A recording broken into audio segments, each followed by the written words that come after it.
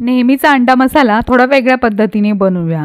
त्यासाठी अंडी उकडत ठेवलेली आहे आणि त्यानंतर एका कढईमध्ये आपण हळद, लाल तिखट घालायचं, अंड्यांना चिरा देऊन ते यामध्ये छान परतवून घ्यायचे आहेत। 1 मिनिटभर चांगले परतले गेले की मग आपण एका ताटामध्ये काढून घेऊया। त्याच कढईमध्ये आपल्याला घालायचं आहे अजून थोडंसं तेल, त्यामध्ये थोडे खडे मसाले घालून घ्यायचे। त्यामध्ये तमालपत्र, लवंग, मिरी, दालचिनीचा 1 तुकडा आणि स्टारफूल घालून घेतलं।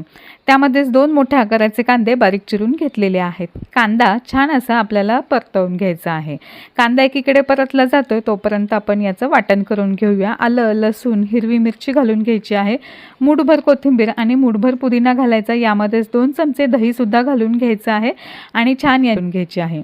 तर अशा पद्धतीचं आपलं हिरवं वाटण तयार झालेलं आहे। आता या कांद्यामध्ये हे वाटण सुद्धा घालून घेऊया आणि वाटण चांगलं परतवून घेतल्यानंतर त्यामध्ये हळद, लाल तिखट, थोडेसे धनेपूड आणि गरम मसाला घालून घ्यायचा आहे। चांगलं परतवून घ्यायचं आहे। मीठ सुद्धा घालायचं आहे पुरेसं आपल्याला। यामध्ये चांगलं असं परतलं गेलं की यामध्ये आपल्या आवडीनुसार थोडं गरम पाणी घालून घ्यायचं आहे आणि ग्रेव्ही करून घ्यायची आहे।